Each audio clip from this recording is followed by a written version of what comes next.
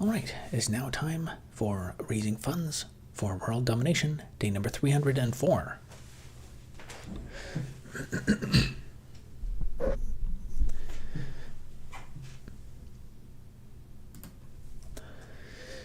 So, for today's update, it's the weekend, so there's no updates on the rent eviction appeal. There is one remaining sponsored block type available in the Shopify store. Last long form video was published a couple of days ago, or yesterday. And other than that, we'll continue as we do every night, working with the terminal block mining simulation game.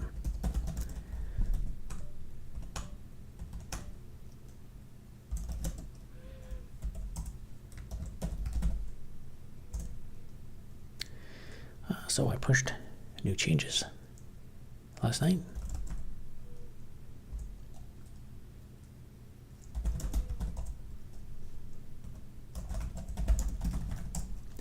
Let's test that out, make sure it runs.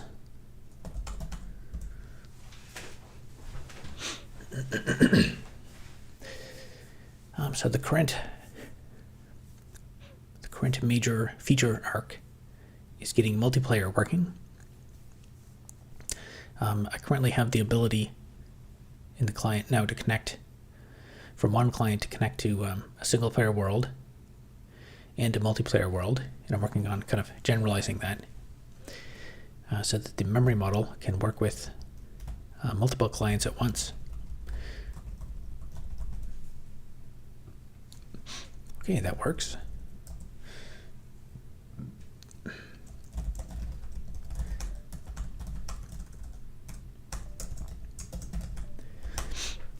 Now this class still has a few issues. It's able to support multiple player positions now.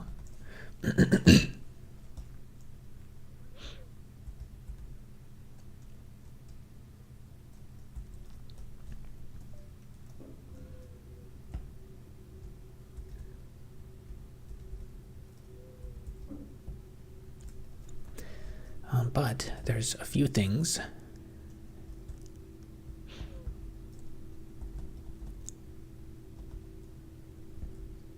like these pending chunks requests. These need to be specific.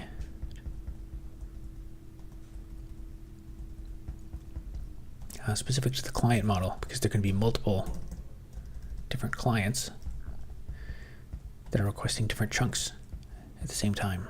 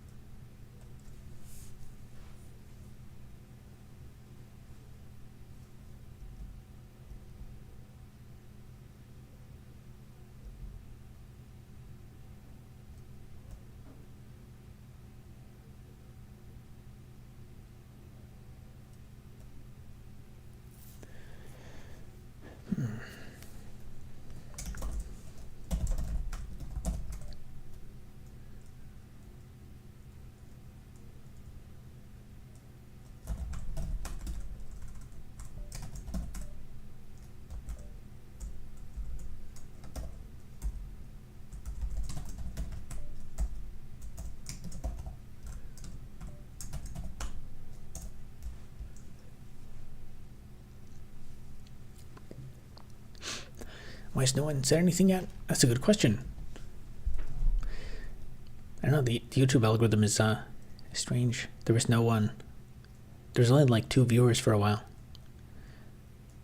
It's like that sometimes. It'll be the stream will start off with like next to no viewers, and then it'll go up to like 30 just as I'm about to end the stream.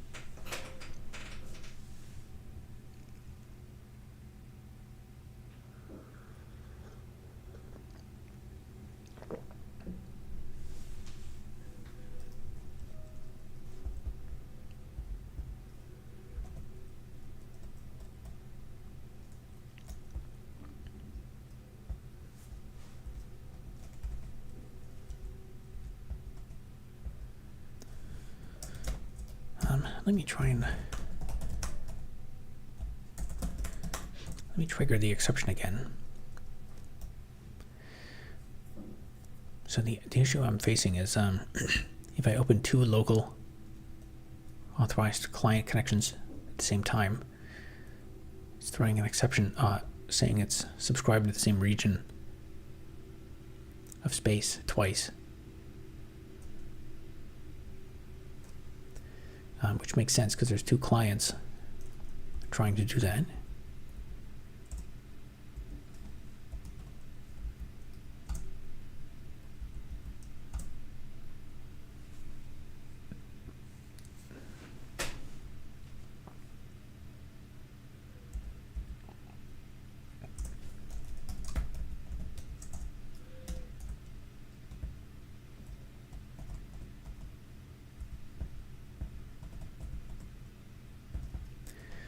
So that's the error.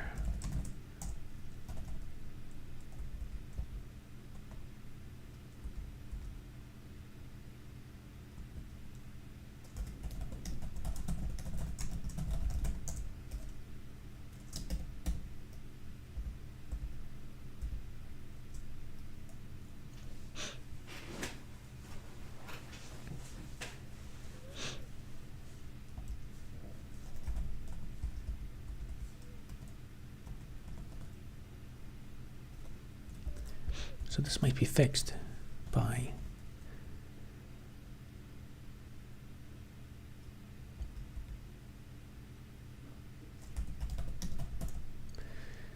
I need another level to the map, which will be the authorized client ID.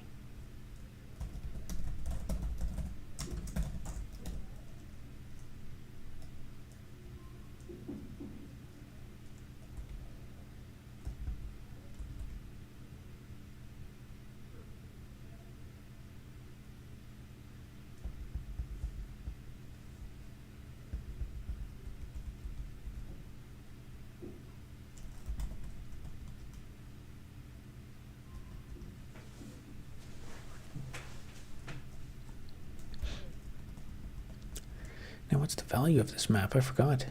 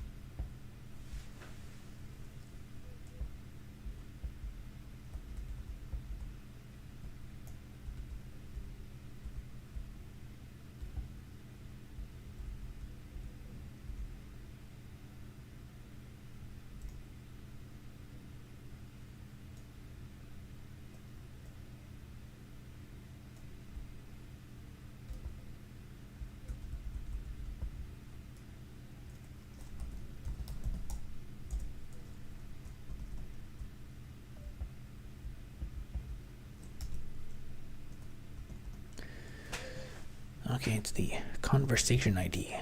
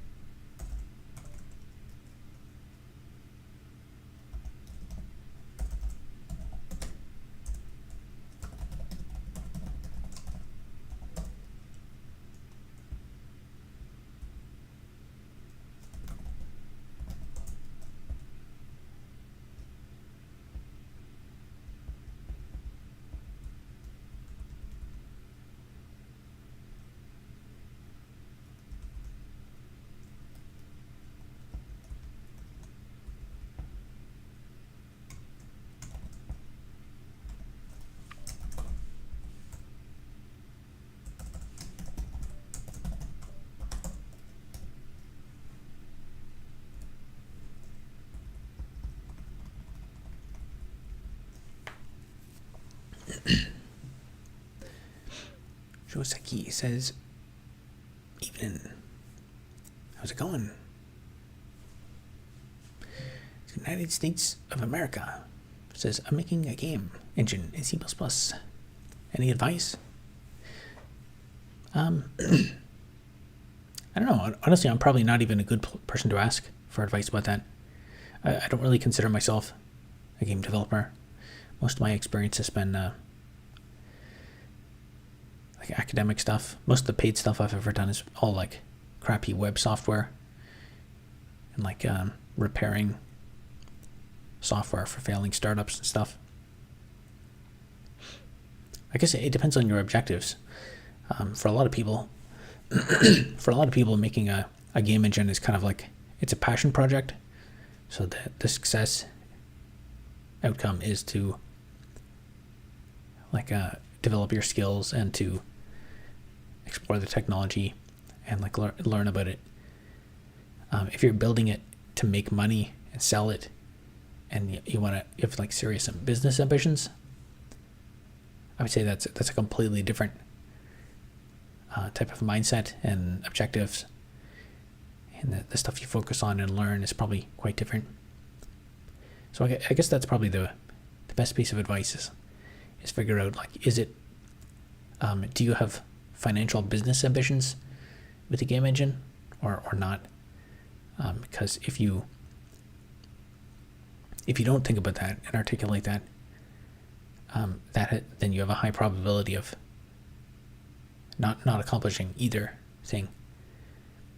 Either like, not making money and not making a very interesting game engine, and not learning much. Going, well, sir, excellent. Are you raising funds? What are you building? This is a terminal-based video game where you can simulate the process of mining blocks of iron ore and other minerals.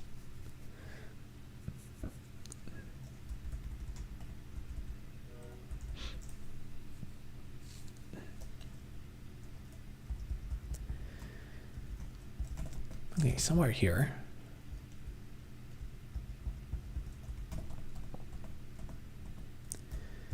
There's supposed to be an authorized client ID number.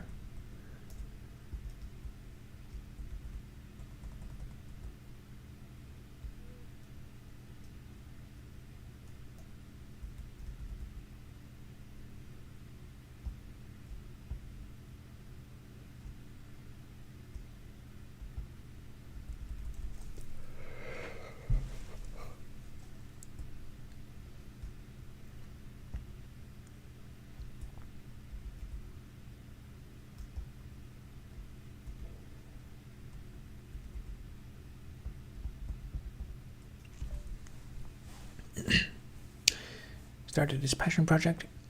My goal was to completely recreate Minecraft, but optimized with mod support and everything. Now it's super advanced, so I don't know if I should release it or not. I guess at some point, like if you don't put it out there and don't sell it, then it just kind of sits on your computer, and it's like, as time goes by, it'll become increasingly irrelevant. But I don't know if it's something. It depends what you want to accomplish in life. I guess it could be if it's a passion project, but also you're planning to shift and focus on your career. It could be good to put it out there as like a portfolio item, so you can actually like talk about it and stuff. Although I guess with vibe coding, now I've heard that people are, interviewers are becoming increasingly skeptical of online projects because they don't know if someone wrote it or not. But I guess if it's out there, they can like quiz you on it and stuff, and you can. It's out there, so you can maybe derive some benefit from marketing yourself for it. Sounds cool. What is your GitHub link? There's a link in the description of this stream.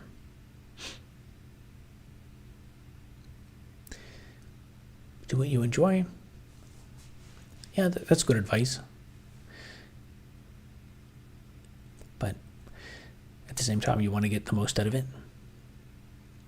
Afraid to sell it. Don't want to get sued. So I do release it. Gonna make it free. Yeah, I guess if it's obviously like a Minecraft clone, I mean, you could, if you haven't released it, you could you could replace a lot of the skins and stuff in it. Like this probably, like if you just imagine all the stuff that's in it, it could get you sued. Like Microsoft logos and stuff like that, or Minecraft, or terminology that's specific to Minecraft. You could just like rename it all to something that's a parody, an obvious parody. There's quite a few Minecraft clones at this point. So unless you advertise it somewhere obvious,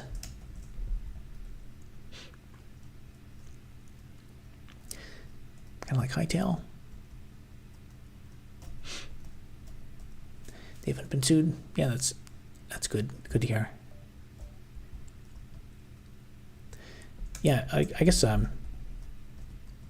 if you put a lot of work into it, an important question is like, how do you get something for your work that benefits you in life or benefits someone? If the code just sits on your computer, then it doesn't, in 20 years or something, it'll be quite irrelevant. Like no one will care about it at all. Having said that, though, there are a lot of Minecraft clones, so probably, it's quite questionable, unless it's like really amazing. You might just be, you might get some niche interest. You might get like a couple, hits on Reddit, or a couple GitHub stars. But yeah, like I said, it could be it could just be one public portfolio item for your resume. So if you apply to jobs and stuff, people will talk to you at programming. They can ask about that project, and you can go through the code with them.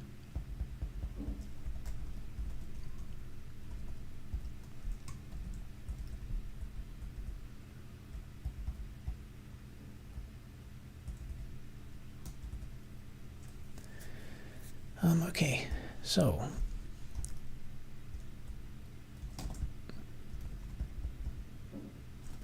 what I think I want to do is, in these sessions,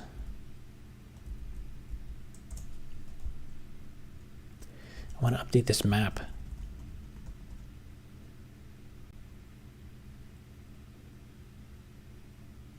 To have another level of the authorized client ID, which I guess is not present.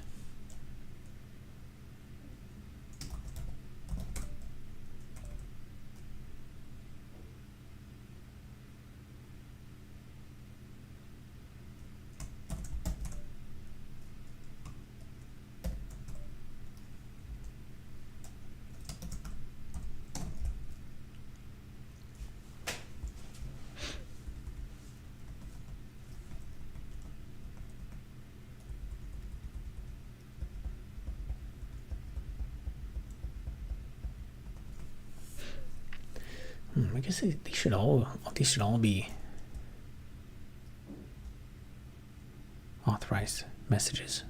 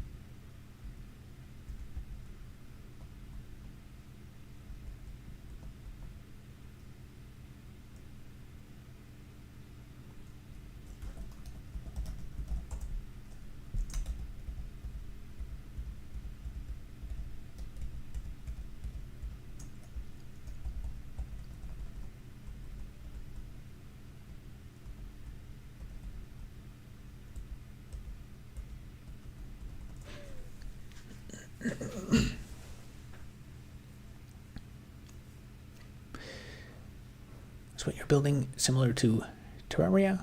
I'm not actually sure. I think I've heard of that game before. I never played it. I guess I guess I'm not really trying to make it similar to anything. I'm trying to initially just make it like as flexible as possible.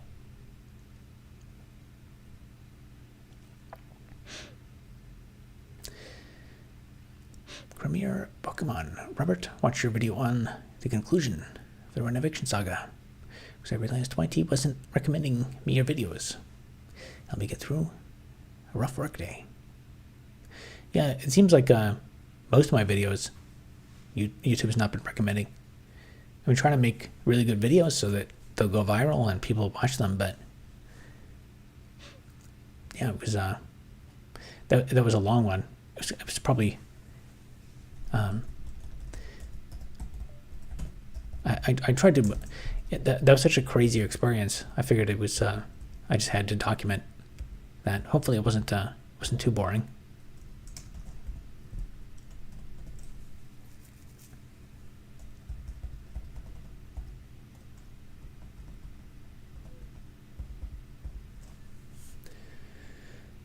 So I have a separate message.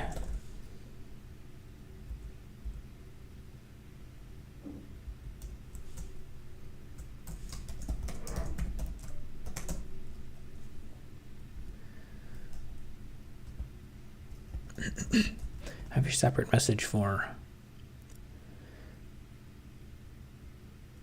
authorized command. I think should probably.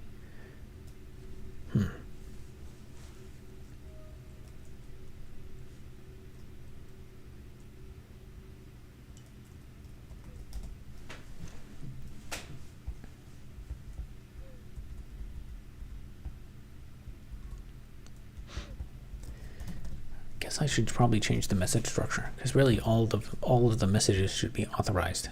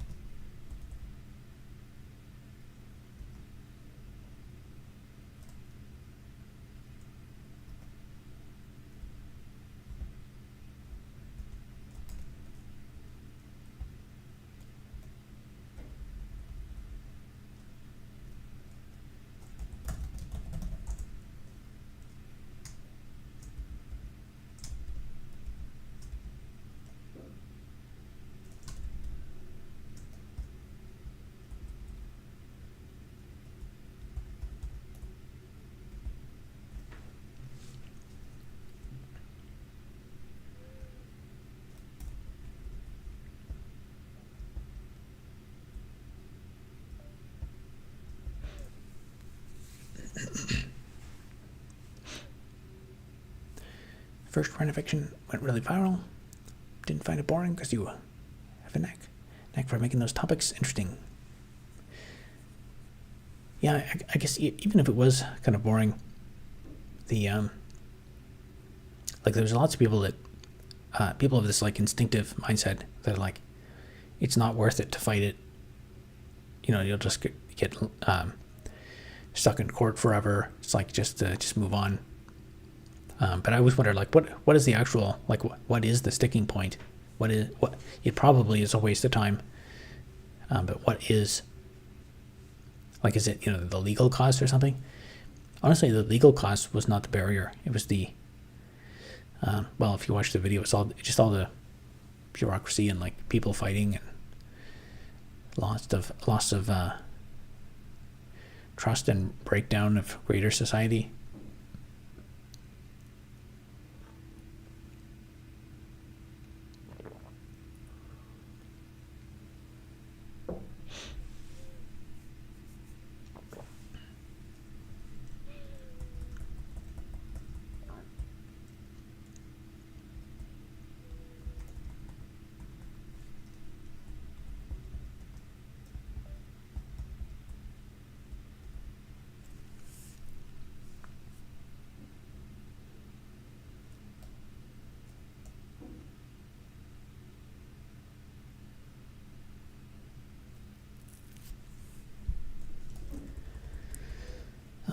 Let me think. Should I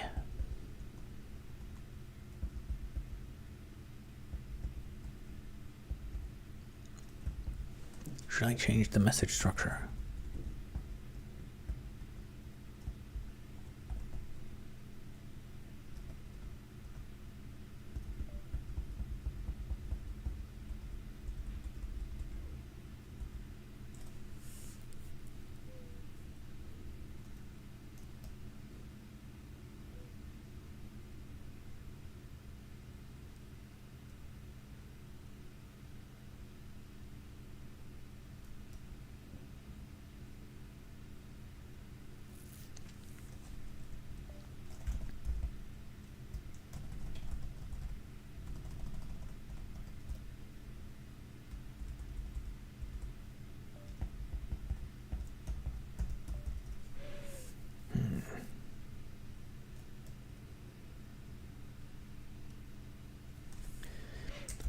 current issue I'm trying to resolve happens with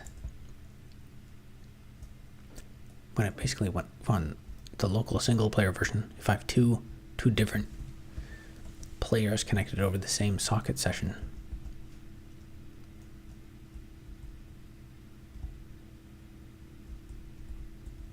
so there's no way to disambiguate the subscriptions.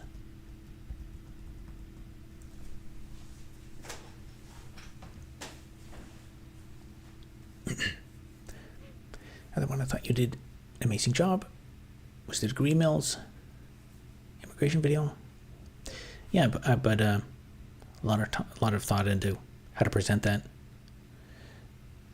And I guess the intros, the intro is kind of boring, so that's why I edited a lot in the intro. That's why I put lots of graphics and stuff in it. So I figured, okay, if people can watch, if I can get their attention over the first few minutes, then people can get through it more.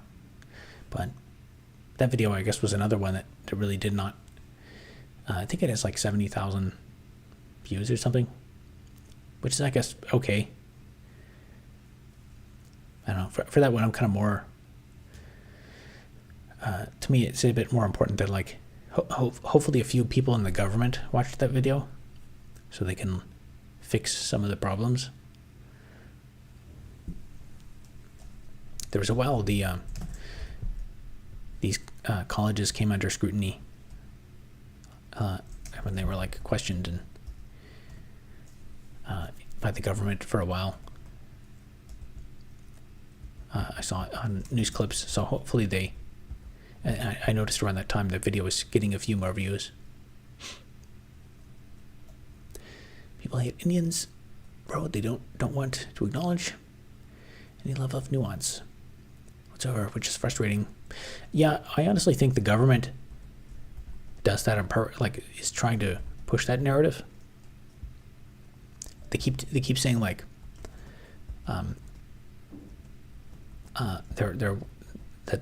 worried that we shouldn't blame immigrants. We shouldn't blame them for the housing crisis. I don't think any thoughtful person, no normal person, blames immigrants for the housing crisis. We would blame the government. The government is the person that let all these people in here.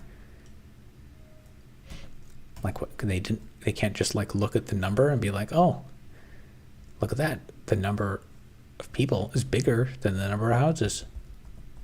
Where are people going to live?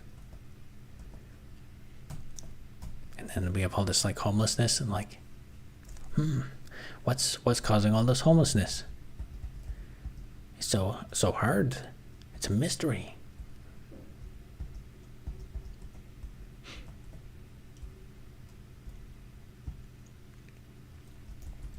So ideally, I would have another the authorized client ID here.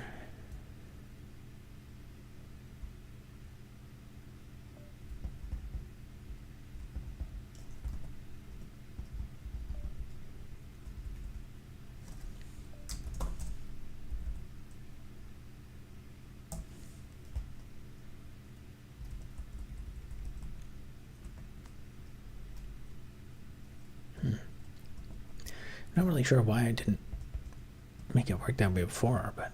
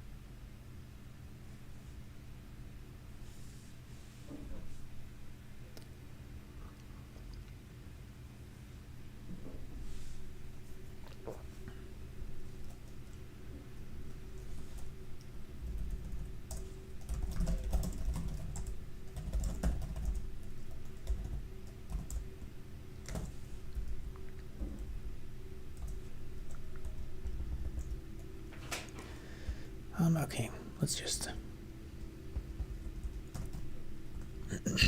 let's just add the authorized client ID to every message.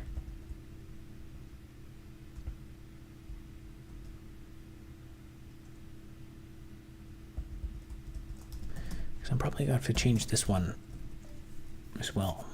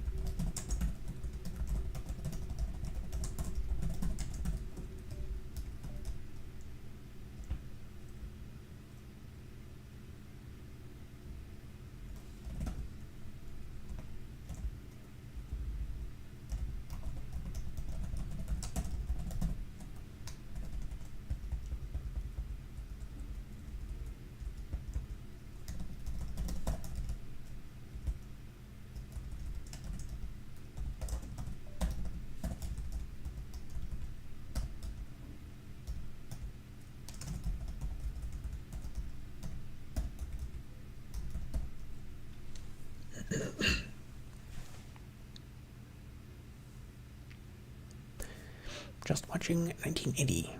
Is this ASMR coding? I guess that's what a lot of people call it. Giordani says, hello, how are you? I'm good, how are you?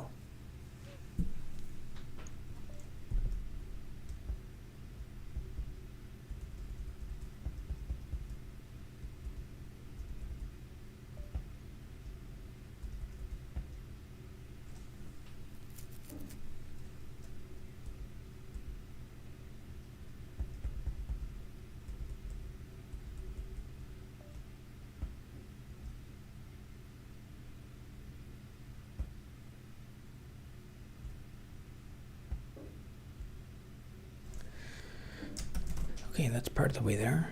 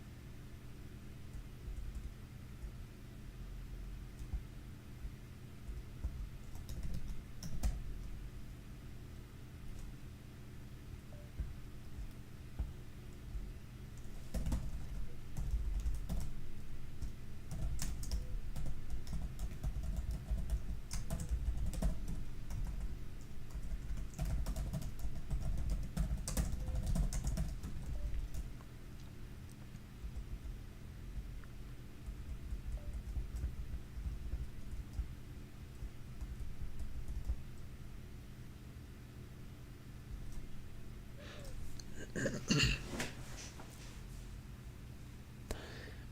haven't been able to watch because I've been dealing with math problems, relearning lots of things. Math is a lot of work. Takes a lot of time to do math problems. I remember that was my most time-consuming homework in university. Do you still work outside of YouTube? In the last year, no. I've been basically pretty much focused on that, and I guess all the Renoviction fiasco stuff. There's been a decent amount of time wasted on that.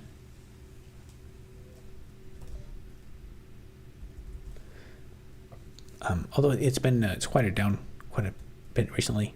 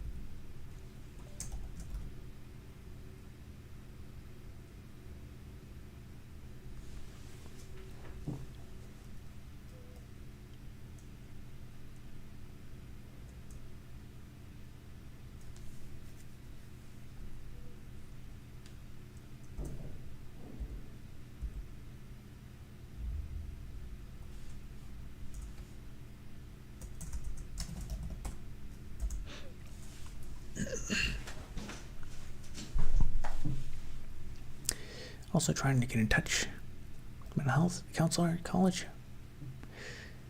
I would say that everything is going all right. That's good. It's it can be hard to get getting anything to do with health these days. Seems to be very difficult.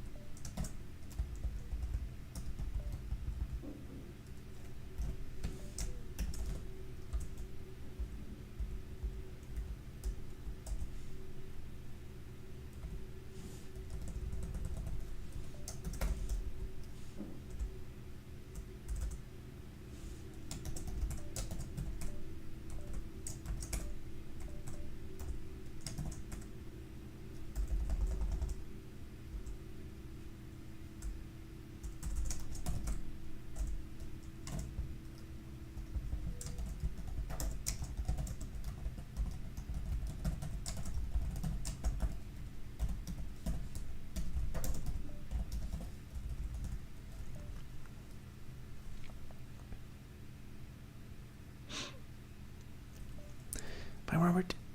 We'll keep my math journey. Have a good night.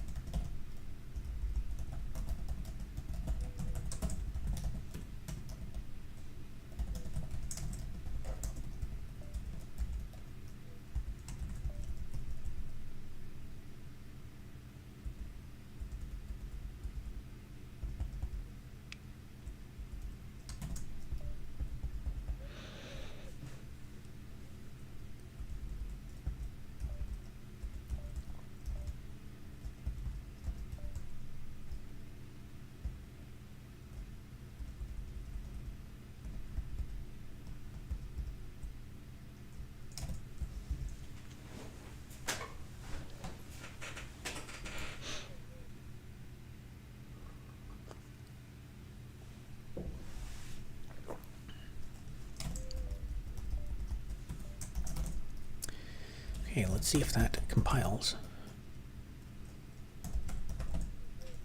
Which it won't. But I can see where the errors are.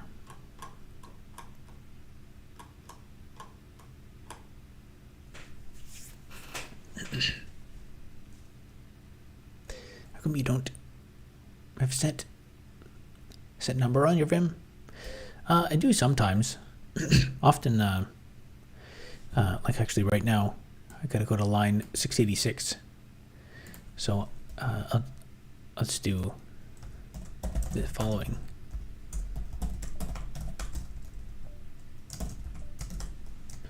Plus 686. And now I don't even need to know the number. I just know that this here is where the error is.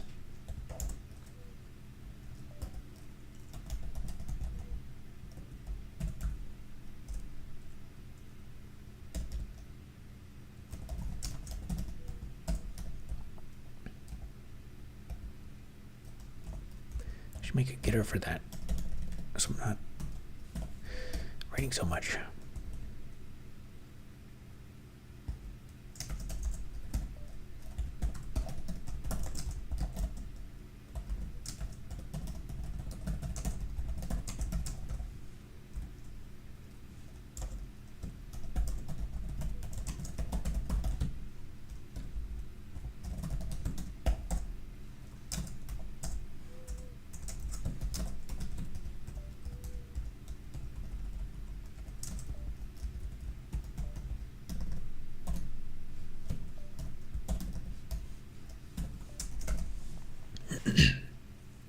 What is your favorite Linux command? Oh, that's a very good question. I actually have a video where I specifically talk about that. If you check the most recent video, go to my channel and search for Linux, and the top video, then you find that'll be my favorite Linux command.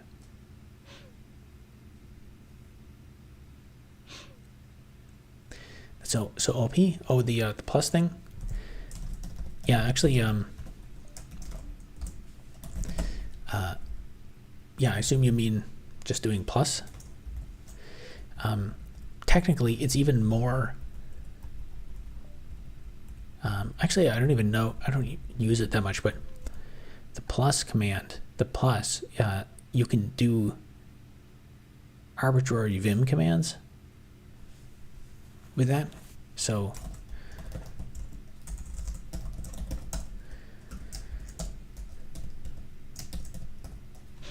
is it in here?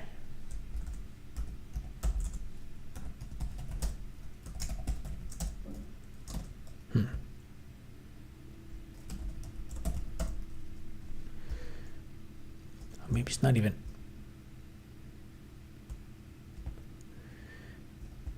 In this page, but there's various like let me get into this. Okay, so if I'm right now, so I can turn on line numbers. So if I do colon 680, now the cursor goes up to 680. And then if I do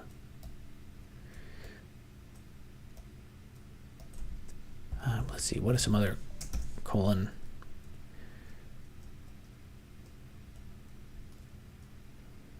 Let's see if I do.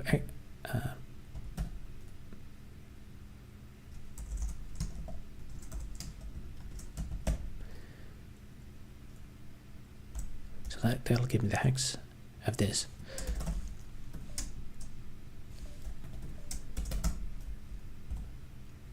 Actually, I'm just trying this right now. If I do %! XD, will that? Oh, there we go. Oh, it does work. Yeah. So anyway, I really use colon because I just do ZQ or ZZ. Oh, interesting. Yeah, the colon is it's almost like a command prompt. So there's a significant number of commands that you can, like actually you could probably, let me do this, set number. Yeah, actually, so you can basically any sequence of commands. So you can even do like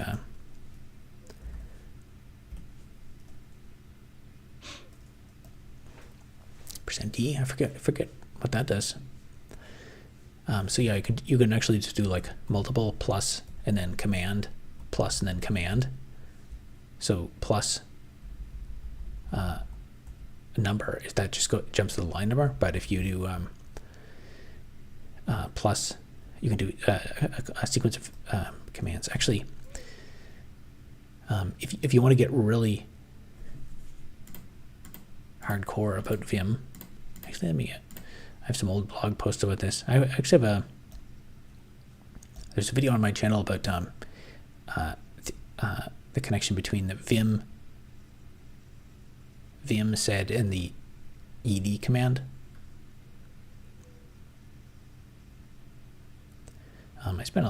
Back in the day I spent a lot of time on this.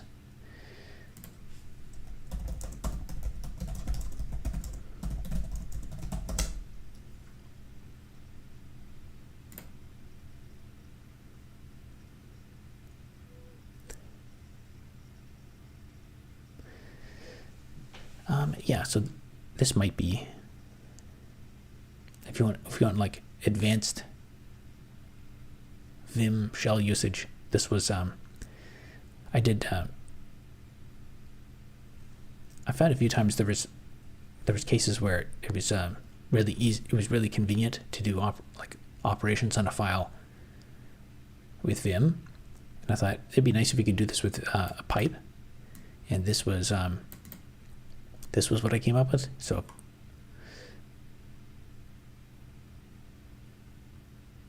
yeah, I guess this is using plus C,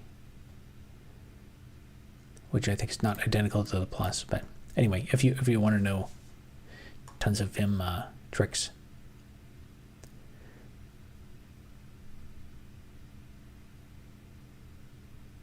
this is kind of obscene syntax, but the point is, like, you could do an arbitrary number of 100 different Vim operations, and if you want to repeat those in a pipe, you could do it this way.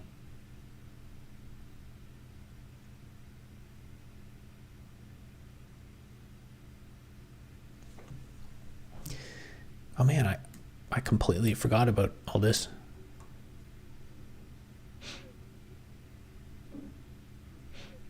Oh man, this is like, you wouldn't even think about doing this now with the large language models.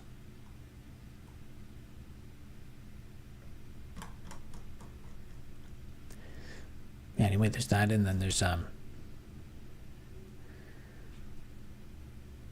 let's see.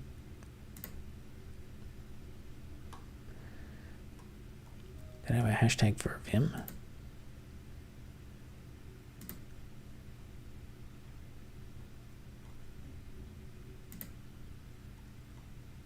Oh yeah, I do.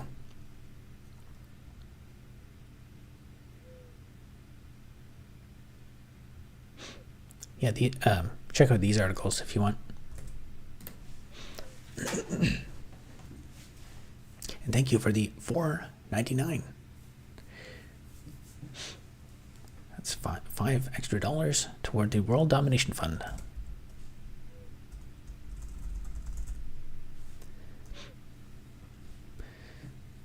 Can you go over how to copy and paste stuff between Vim and your machine?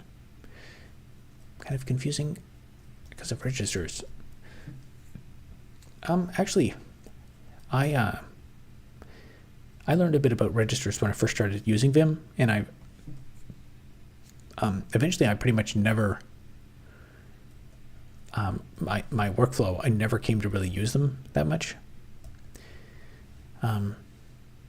Pasting between Vim and your machine. I guess I don't really do that operation much. What I might do sometimes is like I know sometimes the buffer is really small, So what I might do is,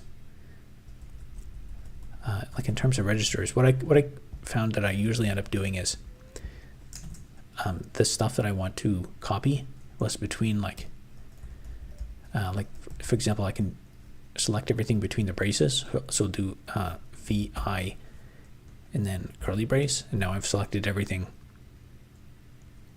between those braces. And for that, I can yank that, or VI, yeah, yank just one Y, and then I might do a split, and then just do like some random file name, and then P, and then that pastes everything there. And depending on, it really depends on what I'm doing.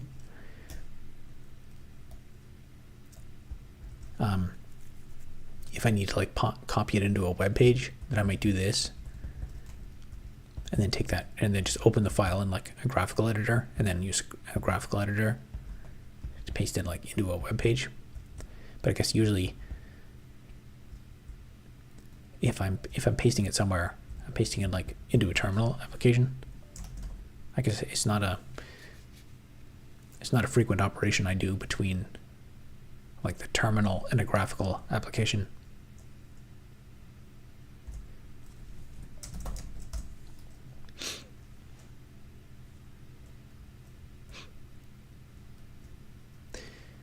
Now I see we say colon is like the console. So you don't need a system clipboard because you can just directly output to a file. Yeah, it depends. I guess that would be a thing. I could see a use case for that, and I probably remember how to do that at some point, like how to make the Vim clipboard interact with the X clipboard. But I guess I eventually, because that was a pain point, I kind of just adapted my workflow to not need it. It would depend what you're doing. Because I guess anytime, like if I'm in Vim and I need to copy something from here to somewhere else, I'm almost certainly opening that something else in a terminal. So there's no reason to use the X clipboard. I just open it in Vim and paste it there. But that does happen occasionally if I'm like moving something into a text program.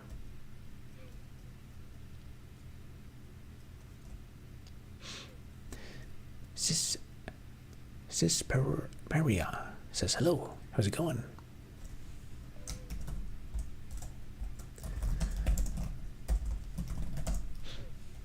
Okay, let's try to make that compile.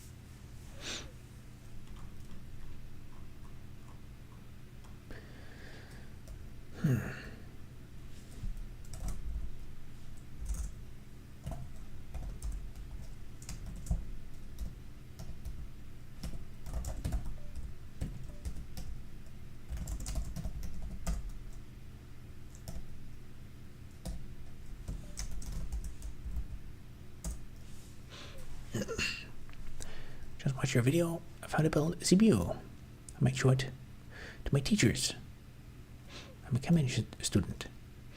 Excellent. Yeah, that video is really it's really popped off. It's at almost 20 million. It's 19 and something million views now. How come you're not riding the hype trains and using Java? Learning a lot from your wisdom. How come I'm using Java? I think it's a pretty decent language.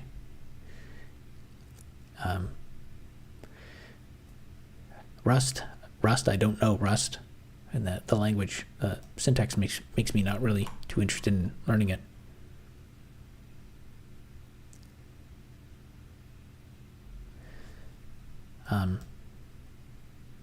Yeah, as further, I guess it depends what you mean by hype train.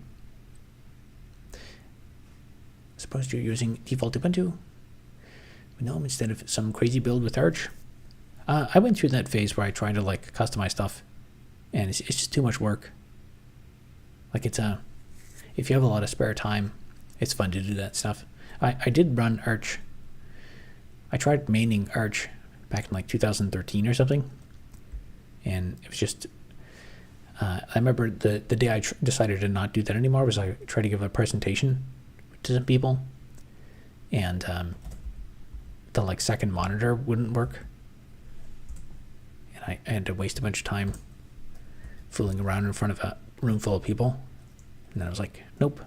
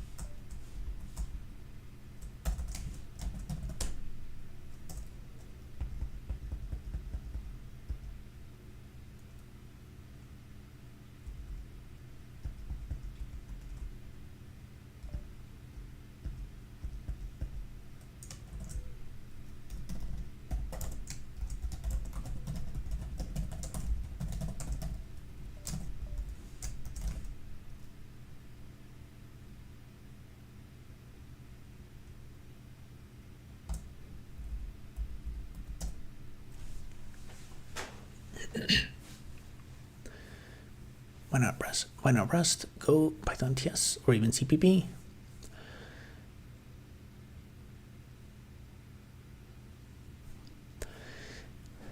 Rust, I looked into Rust a couple times, and the language seems too complicated. It seems unnecessarily complex. I seem to recall there's something with, I think it was the standard library was not well standardized, and it was like, I think I remember a theme of people saying that they would go back to like some old Rust projects and they wouldn't work because some, I can't remember if it was the compiler or the standard library had been changed.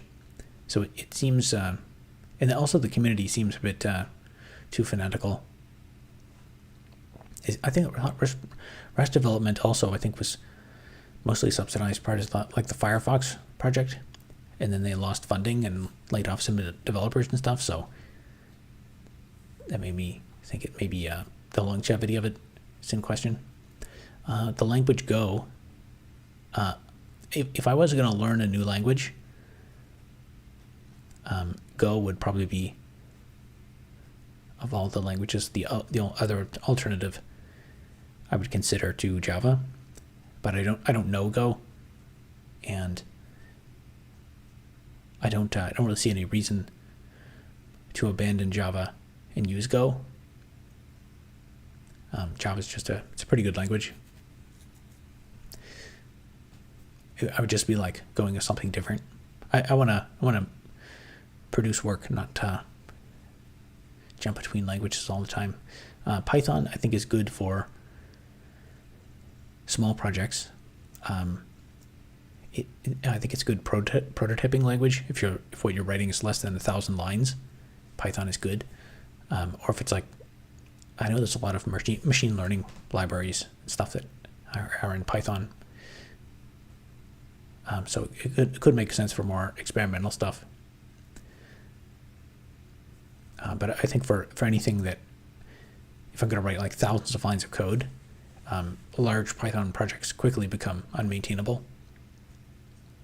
Especially unless they're like if they're unrelated microservices, you can have thousands of lines of Python. But if you have like a big monolithic thing, Python is, I think, the wrong language for that. TypeScript. I think JavaScript is not really the right language for this. JavaScript it shines for web, and this is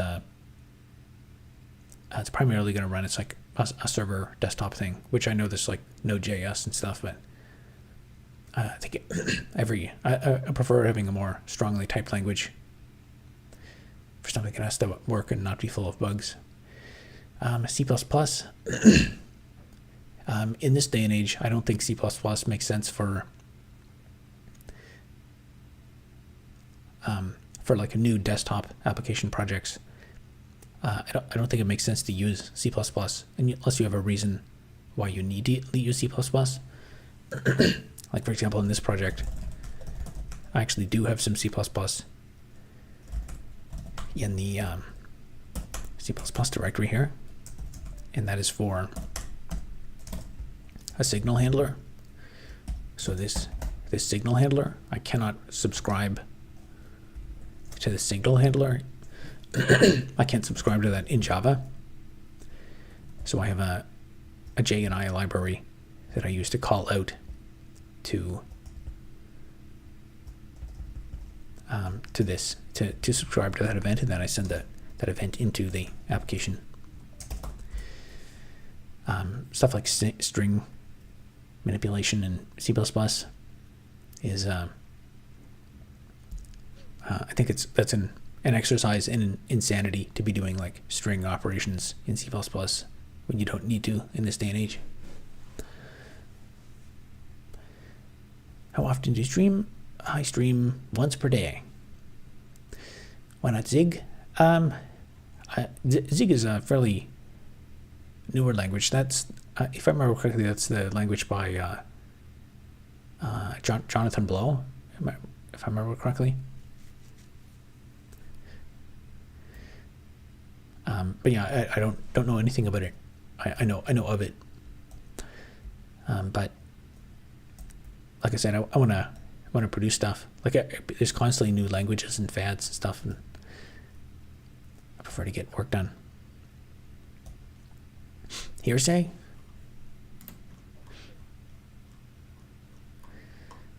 I guess. Okay, let's try to finish this.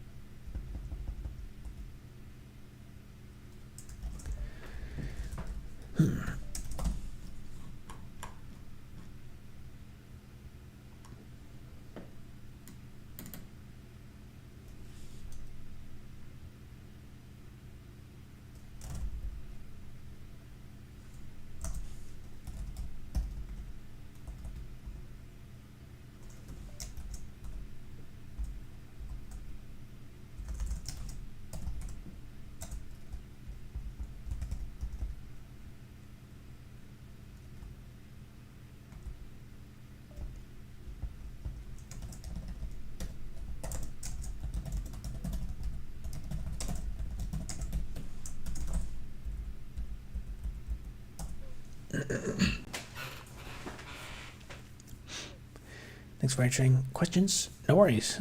Actually, that's those questions about why did I choose Java and not the other languages. That's up there on my to-do list for like most frequently asked questions. Eventually, I'll put that in a shorts video, and then I can just tell everyone to watch that.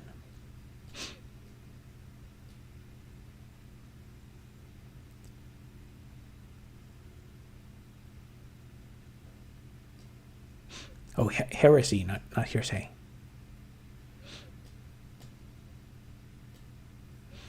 Good evening. How's it going?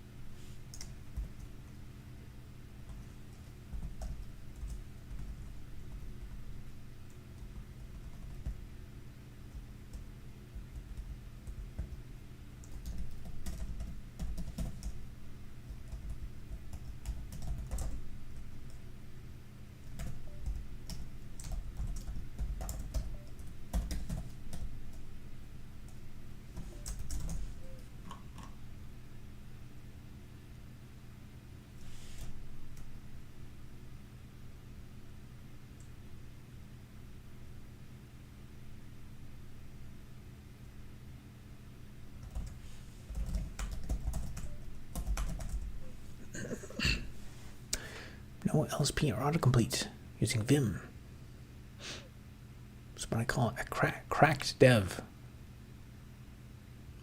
That must be Gen Z programming lingo. Cracked. Is that a good thing?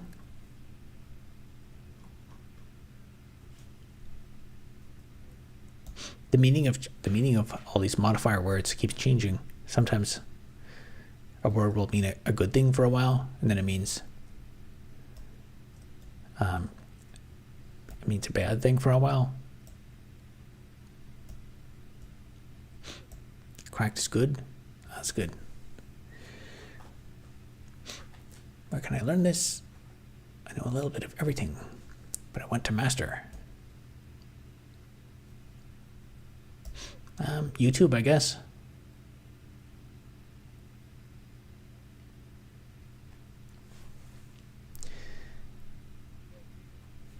Yeah, I remember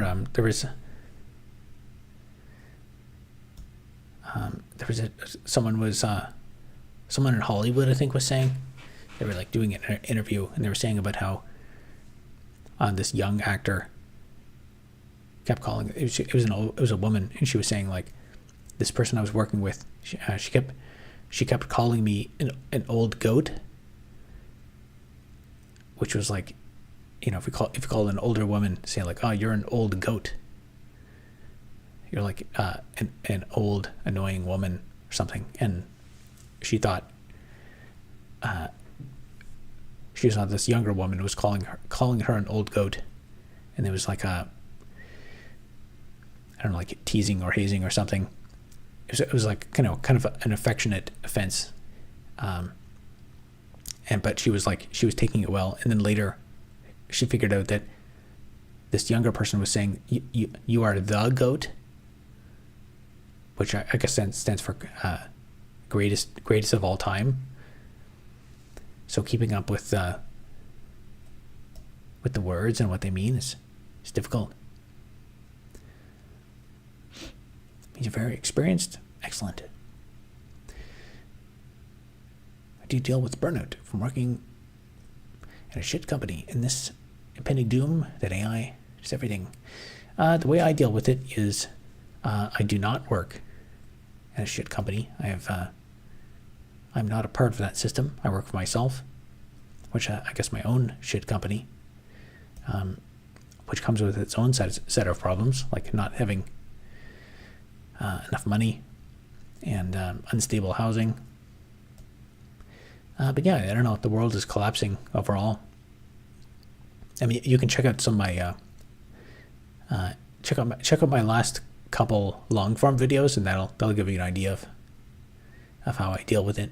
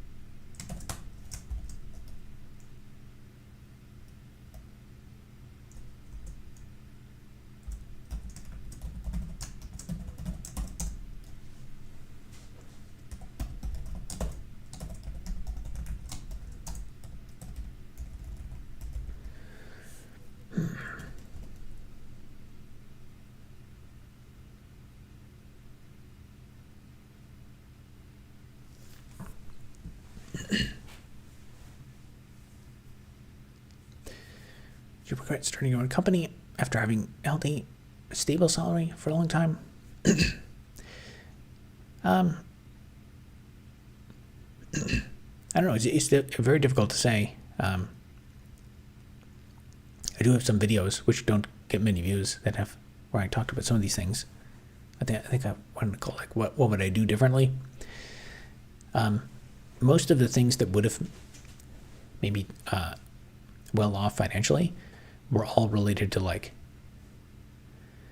the missed opportunities were not taking stock options at Nvidia and not going there. But even back then, that was not even a great company to go work for. The salary was not that great. And like buying, if I had bought real estate then, but real estate would have went up like 4 or 5 times. So those were the real missed opportunities.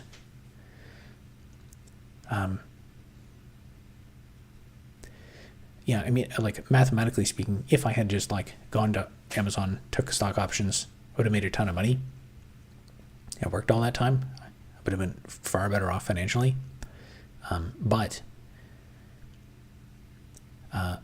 that information was not available at the time. Like there were other people I knew who worked at like someone worked at Uber for years.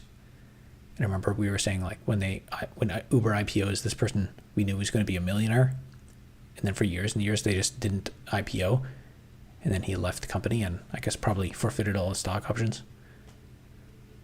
So it's really hard to know exactly.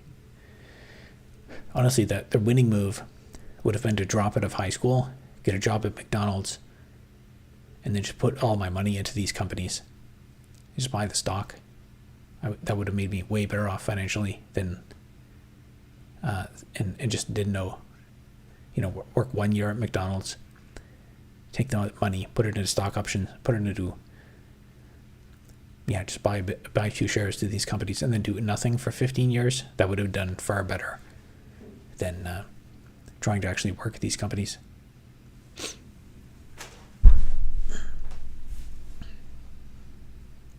Do you use Ubuntu as your main operating system? Yeah, usually. It depends what I'm doing.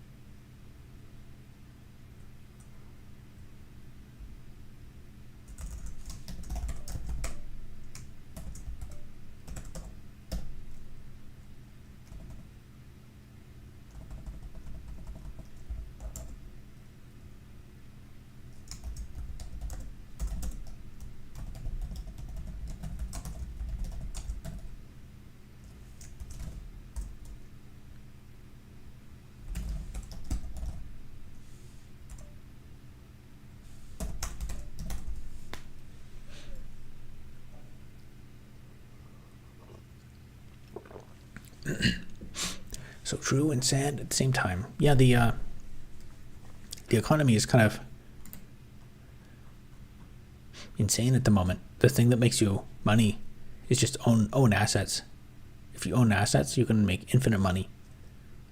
But if you work for money, you won't get anything.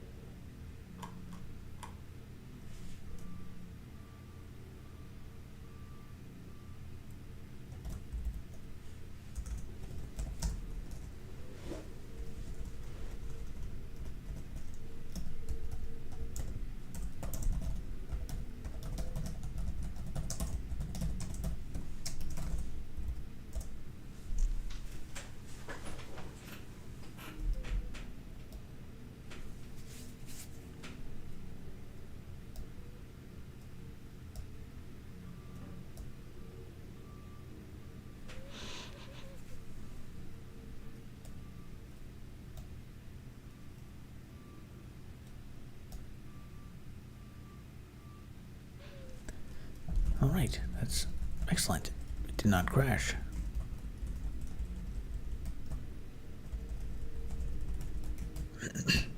So it is now sending back the authorized client ID in all of the messages, not just the authorized command message.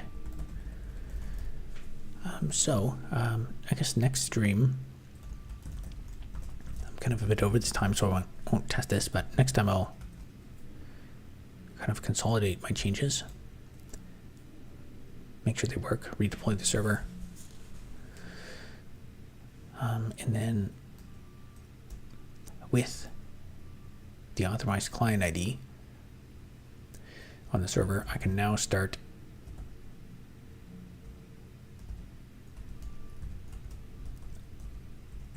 I can fix the message, the duplicate message error, the duplicate region subscription error. So the server will keep track of the authorized client ID in the map, the session map, and that will allow a client to have two different players active at once. And that puts me one step closer to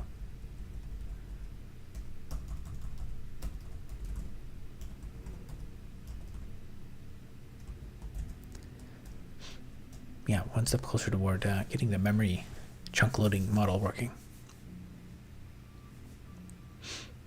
Having a hard time getting used to tmux key bindings. What is your reason for not using tmux? I did use it for a bit. Actually, I was kind of getting into it for a while. I guess the tools that I use kind of change depending on what I'm doing a lot of. I think if I did like a lot of DevOps stuff, like if I was logged into 50 different servers at once and like watching top on one and various other things in other terminals, then I probably there were phases of my life where I did use it a lot, but right now, I guess I just don't have a need for it. I'm only doing one thing on one terminal. I do occasionally test the game to make sure that it actually works. In fact, it might even be broken right now. But it's it should be pretty close to working. But anyway, I'll probably leave it there for tonight, and we'll pick things up again tomorrow night. Oh, I guess my viewers went up. Yeah, it started off, it was like 2 viewers for a while. But that's how it always seems to go. All right, we'll leave it there for tonight, and then we'll pick things up again tomorrow night for day 305. All right, have a good night.